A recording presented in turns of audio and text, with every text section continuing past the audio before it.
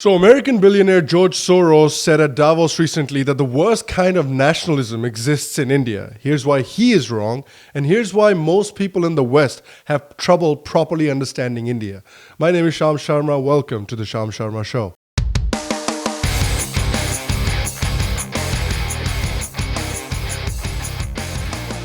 Hello, and welcome to another edition of the Sham Sharma Show. Thank you very much for joining me today. Thank you very much for watching.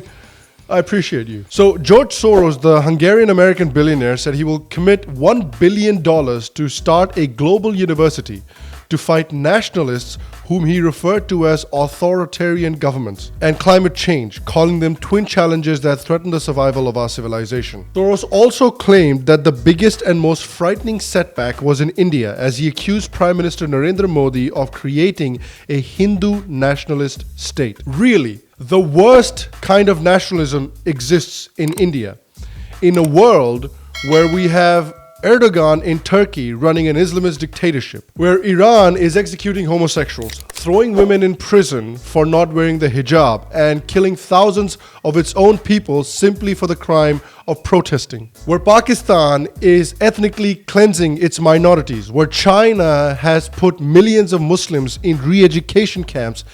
In that world, India has the worst kind of nationalism. He also said democratically elected Narendra Modi is creating a Hindu nationalist state, imposing punitive measures on Kashmir, a semi-autonomous Muslim region, and threatening to deprive millions of Muslims of their citizenship. Well, firstly, Kashmir is not some semi-autonomous Muslim region. Kashmir is an integral part of India as stated by the Instrument of Accession that the King of Kashmir signed in 1947. And there were special privileges provided to Kashmir without the proper approval of the Indian cabinet unilaterally by the then Prime Minister of India.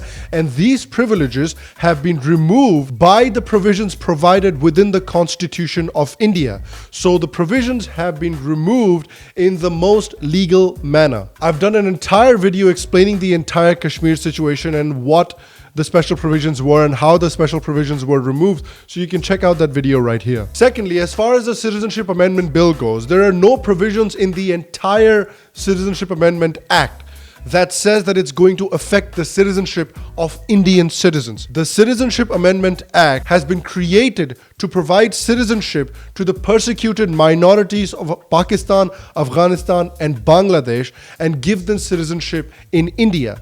It does not in any way affect the citizenship of Indian citizens. And as far as the NRC goes, the National Register of Citizens, the government has not indicated what the NRC is going to look like, what are going to be the provisions of it.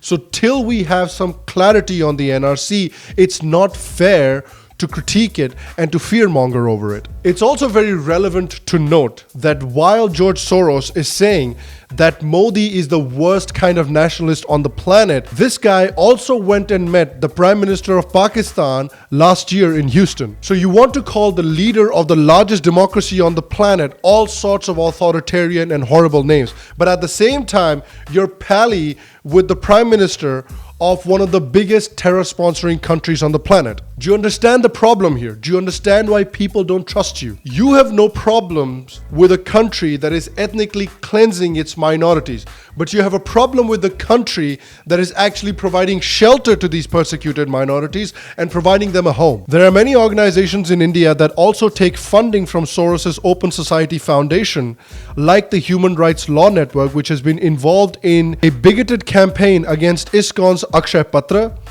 a campaign against Indian sedition laws, and engaging in activism for the implementation of the RTE Act that works specifically against Hindu-run institutions.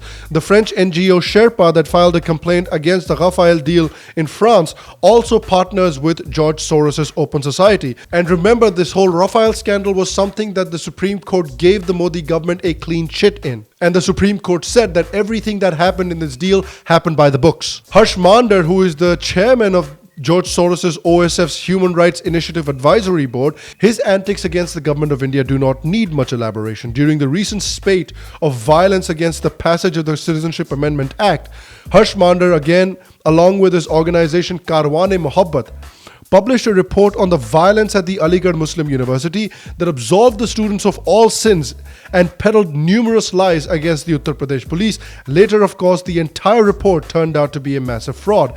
His NGO, Center for Equity Studies, has also received funds from Christian evangelical organizations. He was also infamous for virtue signaling on Twitter when he was saying that he's going to register himself as a Muslim when the government passes the Citizenship Amendment Act. And so just as soon as George Soros makes this statement against India in Davos, almost on cue, the Economist publishes a cover story about how Narendra Modi is destroying India's democracy and how he is this massive threat to India's democracy. And this is not something that's new for The Economist. They've done something very similar in the past as well. Before the 2019 elections, they threw pretty much the kitchen sink at Narendra Modi, trying to dissuade the Indian people from voting for him. They wrote an editorial which called Narendra Modi despicable, dangerous, and a threat to Indian democracy. Despite Modi having done nothing to threaten the democracy and the democratic system having worked perfectly in India in 2019, which gave Modi a landslide victory. It must really suck to realize that people don't give a shit about your opinion. And Soros has had his fair share of shady dealings in the West as well. George Soros had given $1 million to a group which has paid for research from Fusion GPS,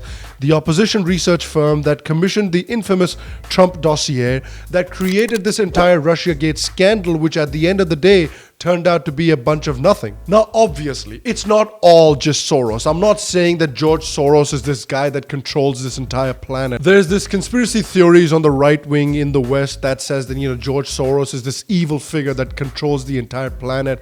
And I do feel that a large part of that conspiracy theory is steeped in anti-Semitism. And look, George Soros is not the only billionaire on the planet that is spending money to push his own political viewpoint. The Koch brothers have also created a series of pressure groups that are designed to serve the personal and financial interests of its members, and these groups have had influence on various public policy outcomes as well. What I'm saying is George Soros is one of the many people and many organizations in the West that have inherent liberal biases and apply the Western template of understanding oppression and people and cultures to every country on the planet. These people and these organizations, they go on and on and on about diversity and how diverse the world is and how important it is to understand that diversity and to respect that diversity. And at the same time, you have these same people that apply the same left-right template that exists in the United States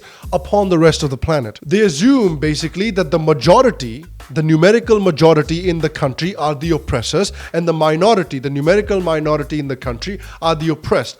This is the template that exists in the West, and so this template must also apply everywhere else. But it doesn't in India. India has a very different history from the United States. India has a very different culture from the United States. The interaction between different religious and cultural groups in India has been very different from the United States. The Indian context is very different. The story that the American people and the Western audience have been told about Kashmir is very different from what the reality is. So whenever you're talking about any important, sensitive issue, context really matters. But for some reason, for liberal people like George Soros and liberal organizations like the New York Times, Washington Post, and so on and so forth, context doesn't really matter when it comes to India. So what the statement by Soros shows us is that the West and liberals in the West do not understand India, nor do they make any conscious good faith attempt to understand it. These people get their information mainly from the bureau chiefs in India, who are in turn informed by the left liberal journalists that make up the sort of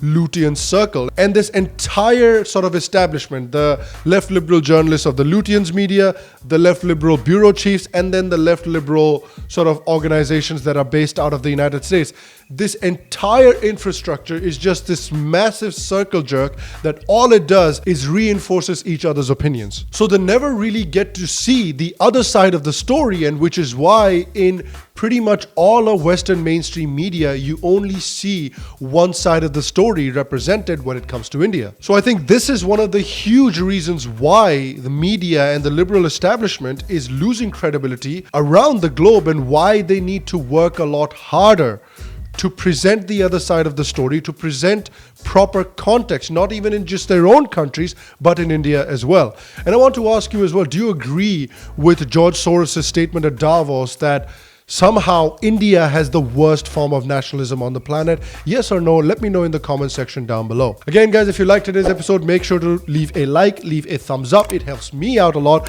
It helps this channel out a lot. And if you liked today's episode, please make sure to share it as well. If you like what we do here on the Sham Sharma Show, and if you'd like to support the show on Patreon, make sure to click the Patreon link in the description down below. Become a patron of the show.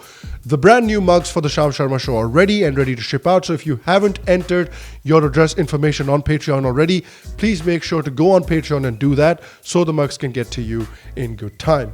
And again, if you like today's episode, if you haven't subscribed already, what are you doing?